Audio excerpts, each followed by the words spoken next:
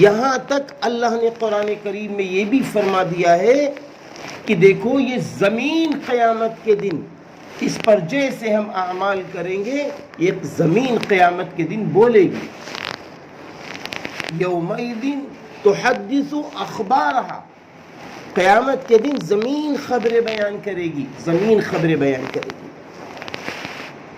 اور آپ صلی اللہ علیہ وسلم کا جو ارشاد گرامی ہے وہ یہ ہے، قیامت کے روز ہر بندے کو جب تک کہ وہ یہ 5 سوالوں کے جوابات نہ دے دے اس کا قدم ہٹ نہیں سکتا.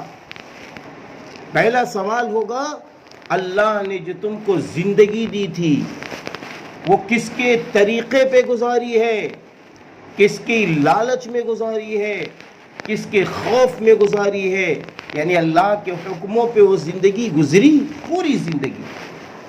پھر دوسری بات یہ ہے، اللہ تعالیٰ کہے گا ہم نے تم کو جوانی دی تھی، جوانی، تم نے جوانی کس کے حکم پہ گزاری.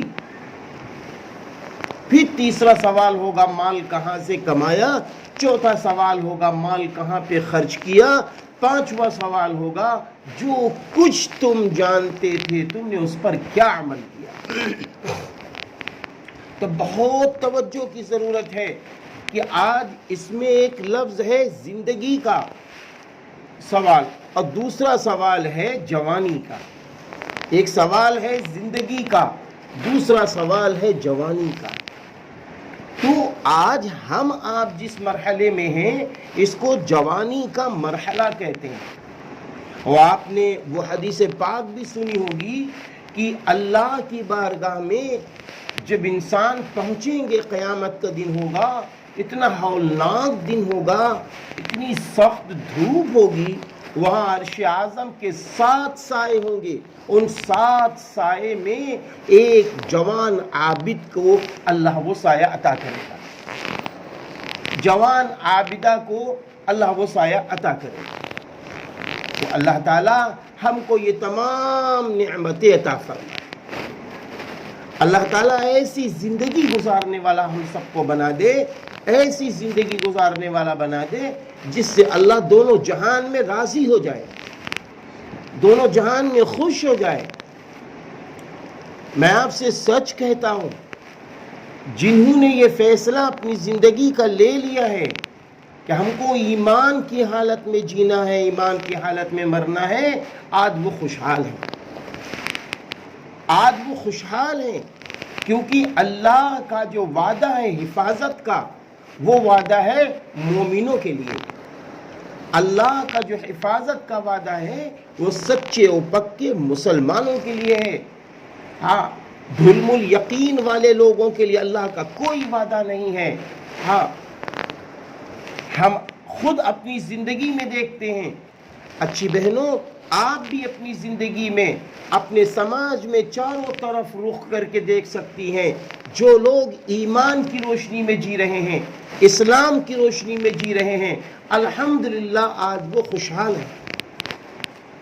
وہ جھوپڑی میں رہتے ہیں، ان کی تہجدیں نہیں چھوٹتی. وہ جھوپڑی میں رہتے ہیں، ان کی نمازیں نہیں چھوٹتی. وہ جھوپڑی میں رہتے ہیں، ان کی عبادات نہیں چھوٹتی. وہ جھوپڑی میں رہتے ہیں، ان کے تقوی و للہیت والے کام نہیں چھوٹتے.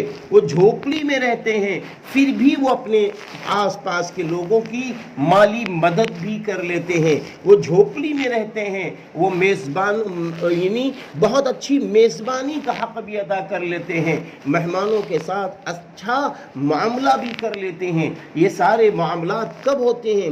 وہ جھوپڑی میں رہتے ہیں. وہ جھوپڑی میں رہ کر سب کا حق بھی ادا کر لیتے ہیں. جب انسان ایمان کی روشنی میں چلے گا، اسلام کی روشنی میں چلے گا، تو جب سب کے حقوق وہ ادا کرے گا، اللہ سے ڈرتا رہے گا، تو بتاؤ میری بہنوں، کیا اللہ اس کو ضائع کر دے گا؟ کیا اللہ دنیا میں اس کو ذلیل کر دے گا؟ نہیں.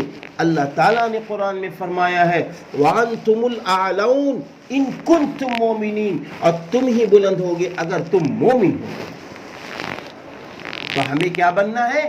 مومن بننا ہے. ہماری بچیوں کو، بہنوں کو کیا بننا ہے؟ مومنہ بننا ہے. میں نے یہ باتیں اس لیے کہی ہیں کہ جب ہماری آپ کی نیتیں درست ہوں گی، ہماری آپ کی سوچ اچھی ہوگی، تو پھر نفع سب کو ملے گا، سب کو نفع ملے گا۔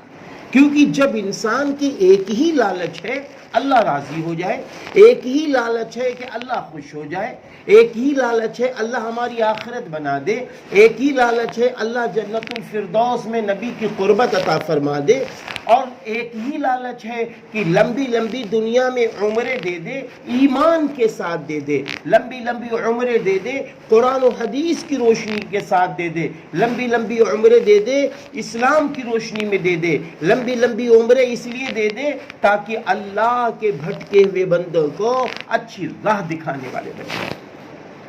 تو جب انسان ان باتوں پر چلتا ہے تو پھر اس سے نفع ہی نفع ملتا ہے، کیونکہ اس کو دنیا کی کوئی لالچ ہے ہی نہیں، دنیا کی